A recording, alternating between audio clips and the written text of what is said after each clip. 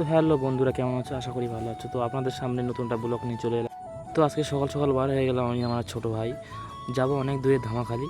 এবং সকাল সকাল বার হয়ে গেছি, সকালে কোনো নাস্তা পানি নাই, তার জন্য খুবই দুঃখিত। এবং আমার শরীরটা অনেকই খারাপ, যেতেও পারছি না, অনেক কষ্ট হচ্ছে। এবং টোটোটা আমার নয়, আমার ভাইয়ের টোটো। আমার ভাই আজ বাড়িতে কাজ করছে, সেই হিসেবে আমরা সকাল সকাল একটু বার হয়ে গেলাম একটা ভাড়া নিতে।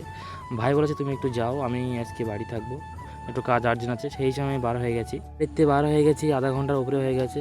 তো রাস্তাটা এত খারাপ যে আমার যাতে এত কষ্ট হচ্ছে, কারণ আমার শরীরটা অনেক খারাপ। সেই হিসেবে আমি যেতে পারছি না তো ভালো করে, ধীরে ধীরে যাচ্ছি। এবং আমার সাইডের মৌসুমও তোমরা দেখতে পাচ্ছ, অতি সুন্দর মৌসুম। কেননা বাইরে বার হলে তার একটা অনুভূতি আলাদা।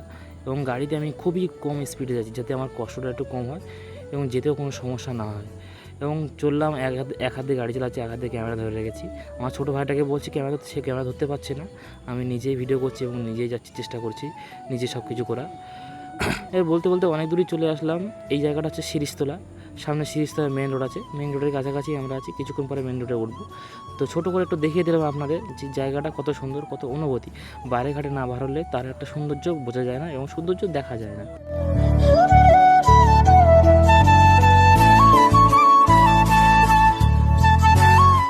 বলতে বলতে মেন রোডের কাছে চলে এসেছি এবং বাঁ হাত দিয়ে হ্যান্ডেল ধরে আর এক হাত দিয়ে ক্যামেরা ধরেছি, এক হাত দিয়ে গাড়ি চালাচ্ছি, যেটা একেবারে অসম্ভব। গাড়ি চলে এক সাইডে চলে যাচ্ছে এবং ধরে রাখতেও পারছি না, জলকারের সাইডে চলে যাচ্ছে। এত সুন্দর লাগছে আকাশটা, যেন আসমানের মেঘটা নিচে নেমে এসে এরকম লাগছে। আর জায়গাটা তোমরা দেখলে বুঝতে পারবে কেমন জায়গার, কত সুন্দর জায়গা। মনে হয় একটু ঘুরে আসি, কিন্তু না ঘুরলে আবার শরীরটা কেমন ম্যাচ ম্যাচ করে। কিছু করার নেই এবং যেতে হবে, শরীরের কন্ডিশন, সারাক্ষণ তো বাড়ি বসে থাকা যায় না, সেই হিসেবে গিয়েছিলাম। তো সেই শিরিষতলা মেন রোডে চলে এলাম। বাম সাইডে আছে মালঞ্চ, ডান সাইডে আছে রাজবাড়ি, সরবেড়িয়া। আমরা যাব সরবেড়িয়ার দিকে, সরবাড়ি হয়ে ধামাখালি যাব। এবং মেন রোডে উঠছি, ওঠার পথে দেখলাম একটু দুই সাইডে গাড়ি মাড়ি নেই কি, সেই হিসেবে দেখে শুনে উঠলাম গাড়ির সাইডগুলো। দেখে উঠে আমি আবার গাড়িটা টান দিলাম, কেন ধারে তাড়াতাড়ি যেতে পারি, কেন আমার প্যাসেঞ্জার আছে ওখানে।